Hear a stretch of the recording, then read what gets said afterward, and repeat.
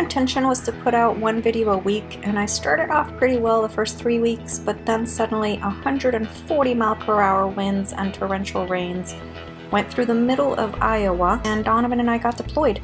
So we've been here in the Cedar Rapids area for about 2 weeks, seeing damage like this on your screen right now, and unfortunately, I've put together a series of snippets of videos taken about 2 weeks after we bought our sailboat. Donovan spent pretty much all of his non-working hours repairing things on the boat, and I spent all of my non-working hours making the first 3 episodes and catching up on house stuff, which usually gets neglected every time we're deployed.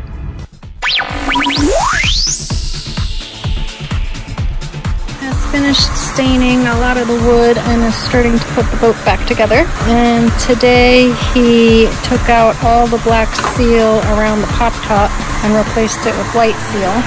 And now he is doing the forward hatch cleanup, and then he's going to put a new seal on that as well. He pounded out the stanchions, these 2 in the front, which had a dent from a boating accident from the previous owner. This stanchion, not so much. A new stern pulpit is $681, so we're trying to see if we can fix this. We've called a couple of welding places to try and repair it versus spending so much money, so we'll see what happens. So that's what's been going on today. We took the slider off the pop top because it's got a couple of dents on it from somebody dropping the mast on it, and we're gonna repair all that. And we took out a bunch of wood so we can oil it up. And we got some stuff to clean out all the rust, and it stinks. So it smells like a porta potty in there right now. The product works really well though. It's called Star Bright Rust Stain Remover, and you can get it at West Marine for under $20. We're gonna practice putting the mast up this weekend, so that should be hysterically funny. You guys, that was the scariest moment of my life. First of all, we put too much weight on the back and the whole sailboat tipped over to the back. We got a sawhorse there now helping us out, but between 3 people we got this thing up. But I swear to God, I almost lost my dining room window over there. And I don't know how we're gonna do this with 2 people. We need some help. Okay, so let's talk a little bit about rigging using some sailboat terminology and then some regular human words. Okay, just because I don't know all the terminology yet. As a matter of fact, when this video was being shot like 2 months ago, none of what I am about to tell you guys was known to us. We used words like front, back, right, left, ropes, thingies, and doodads. We have since come a long way. Yes, the ever so important rigging of a sailboat. Something we should have probably studied before trying to put the mast up. Rigging is the system which consists of ropes, cables, and wires which support your mast. There's standing rigging and running rigging. Standing rigging includes cables which are fixed and do not move. Standing rigging includes cables called stays, which are at the front and the back of the boat and keep the mast from falling forward or backwards. There are also cables on the right and left side of the boat, which are called shrouds or side stays. They keep the mast from falling sideways. Our Catalina 22 sailboat has 1 front stay, 1 back stay, and 3 shrouds or side stays on each side for a total of 8 cables, making sure that the mast doesn't go anywhere. I know you're hitting pause right now and backing up and listening to that all over again. I don't blame you. It made no sense to me either. Running rigging is the rigging of a sailboat that is used for raising, lowering, shaping, and controlling the sails on your sailboat. Running rigging includes lines or ropes which are movable. Running rigging includes halyards, which are the ropes that run up and down the mast, and when pulled, raise or lower the sail. Running rigging also includes sheets. No, not bed sheets.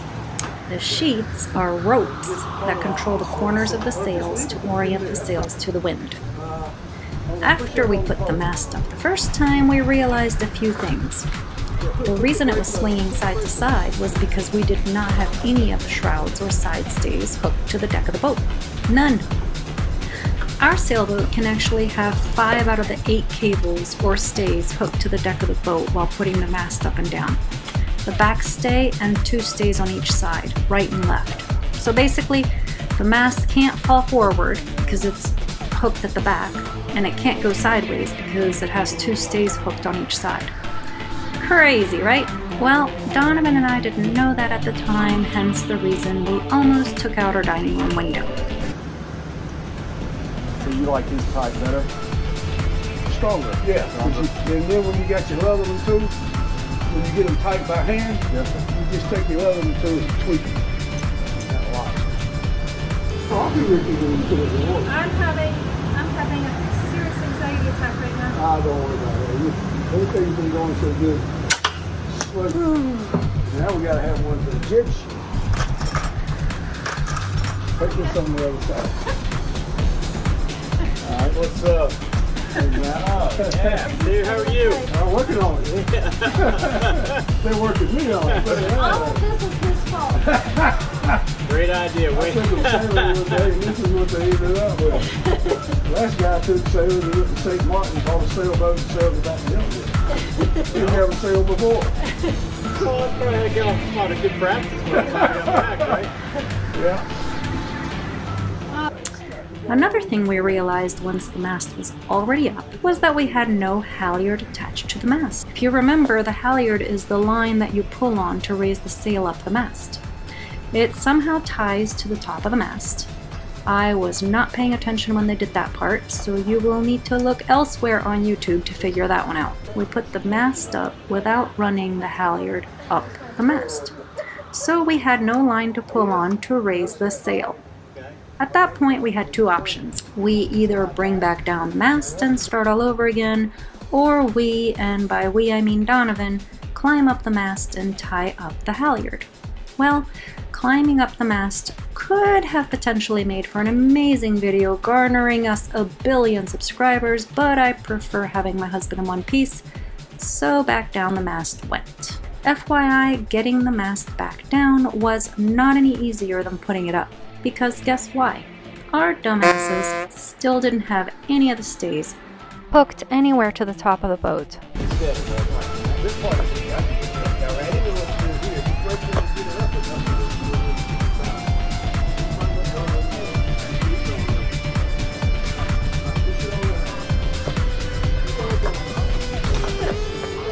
That's why I wanted Hudson up here. Alright, Hudson, get up here.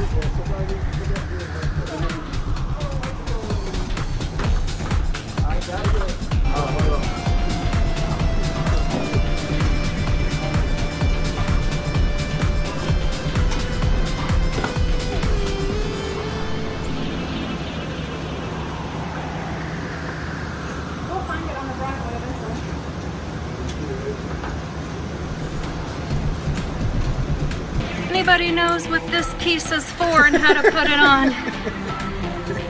And where does it go? And is it for security or what's it for? So it's a bracket that attaches to the mast and holds the pop top up. The problem is it's held to install and our top doesn't fit in the slot well, so we have to fight it every time we put it up and down. If we figure out a way to repair this, we will dedicate a full video to it. So we finally got the mast down, attached the halyard to it, and raised it back up with the help of our neighbors. It was now time to pull up the sails. I did a bit of research back then on sails since our boat came with 3 of them. The biggest one is the mainsail. It goes up the mast and extends back to the cockpit, sliding down the boom. That one was somewhat easy to figure out. There's a groove running up the mast and the sail has these little plastic doodads called slugs. As you pull the halyard to raise the mainsail, you at the same time insert the little slugs into the groove. The mainsail has these battens, which are these long, thin, flexible strips which are sewn into the sail in like little pockets. These keep the sail in its proper shape. They're either made of wood or fiberglass, and I have absolutely no clue what the ones we have are made out of. Honestly, I really hope we don't need to find out, because if we do, that means it ripped and they came out of the little pockets.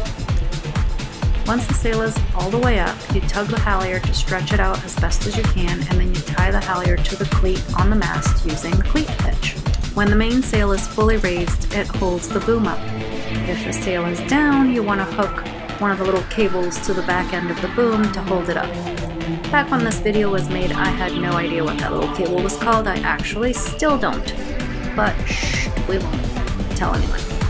I do know that we forgot to unhook it the first time we went sailing alone together, so the sail was not moving, and well, you'll see that part of the video eventually. Another sail we have is called a jib, and it goes in the front of the boat. The jib sail is positioned while sailing by using the jib sheets, or in regular English, the ropes. We're really making a huge effort to use sailing lingo because it's the only way we're going to learn and get used to using it, but for purposes of this video, I'm going to continue mixing both languages because it's just easier to understand and for me to explain at this point.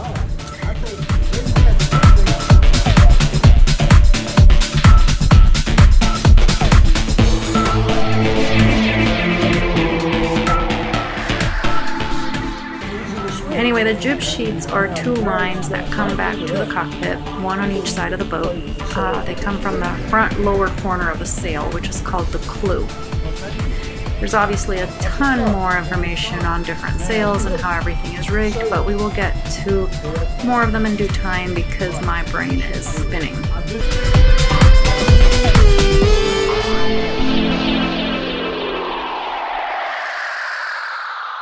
We really needed to get both sails up, not just because we really have to learn how to do it, but because we wanted to make sure that we had everything that we needed before we actually put the boat in the water. So, as difficult as it was for us to rig it all up on land, on top of the trailer, I imagine doing all of that while the boat is floating in the water would be next to impossible for us. At best, we take 5 to 50 hours to get it all done, and at worst, I'm pretty certain I would have fallen overboard and I would be swimming with the fishes. We have a third sail, but we have not figured out what that one's called or what it's used for yet. You see, there's like, I don't know, 5 to 1,000 different sails, and all of them have a different name, a different use. We know we have the mainsail and the jib. There's also a Genoa, a spinnaker, a jenniker, etc., etc., etc. Since the sail is kind of like your engine, as in it makes your boat move forward, it's important to know which sail to use, why, and how, but we're just not there yet. There's a lot more to learn. See how you have that line right over there? Yeah. See, one side goes over there, and the other side comes over here. Yeah. Right? Yep. But that line's not long enough, so this one right here is going to be the one we're going to have to switch it, okay? When we lower the beam, the mast. So we're going to take this one off that we have tied up there and put this short one on there. Okay. Okay, because you don't need all this. Is what he was saying. Are the sails in good shape? Yeah, he said the sails look great. So, put up the mainsail, please.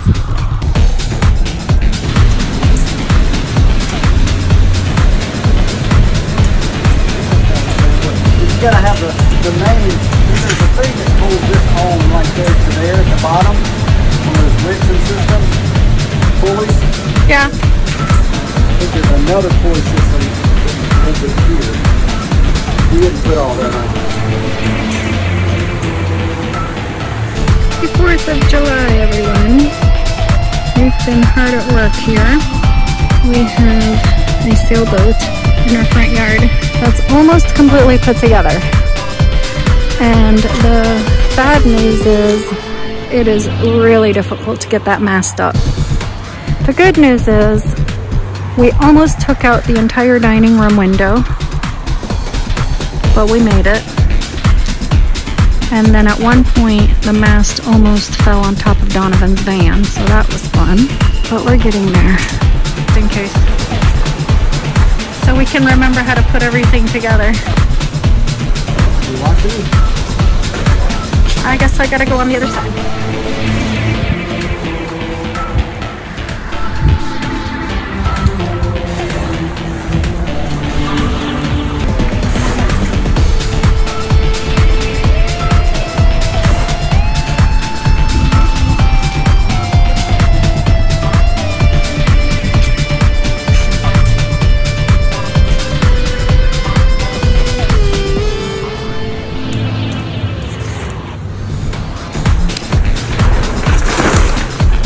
Okay then.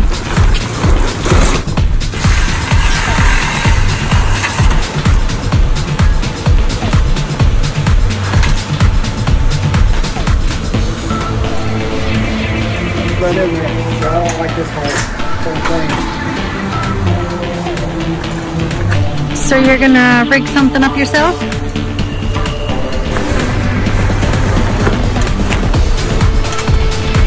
It was a little overwhelming when we had wires and cables all wrapped up everywhere and strings, and we weren't really quite sure where to start. So thank goodness David came over to help us untangle everything.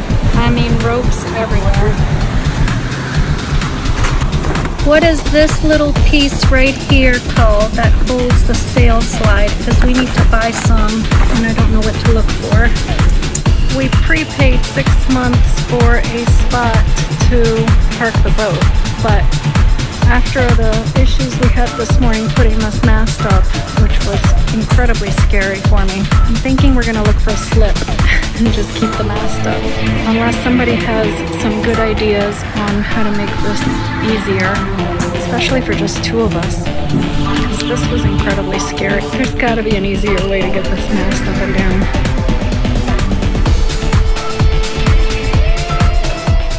This video was taken the last day of our 4th of July weekend, and the weather people were calling for storms the next 4 days, so Donovan and I had no choice but to put the mast back down and get the boat back to the storage yard before the end of the day. There was no way we could leave it on our driveway for too long lest the HOA Popo come to complain. It wasn't like we were going to get to move forward with any of the repairs anyway during a 4-day period of non-stop storms. So thank goodness for our neighbors. To say that I was absolutely terrified to put it back down with just Donovan and myself would be an understatement of the year.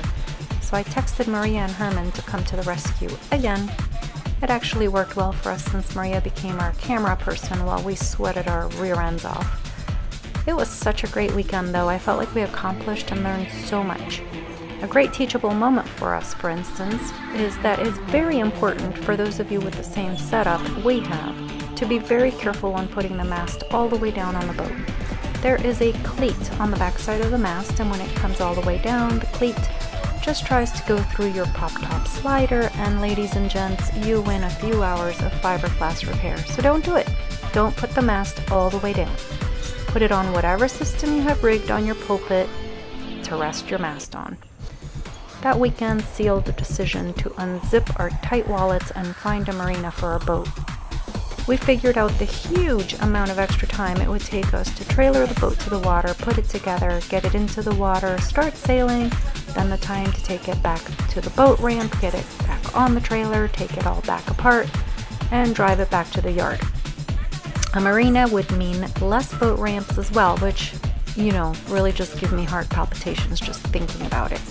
Can you imagine with the currents that we have in our area how long it would take to get the boat in and out of the water and on and off the trailer?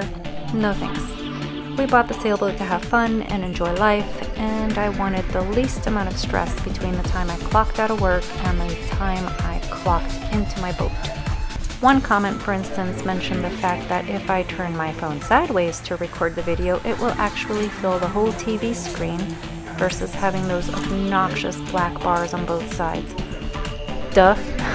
My neighbor Maria figured it out. As you can see, she turned her phone on the side. The problem is she didn't let it adjust and it became a little blurry, but that's okay. I was going to edit it out, but I really wanted to have the entire experience of putting the mast back into place on this episode. So, oh well. Thank you guys so much for tuning in again. I'm hoping it's not going to be another 3 weeks before I got the next one done again.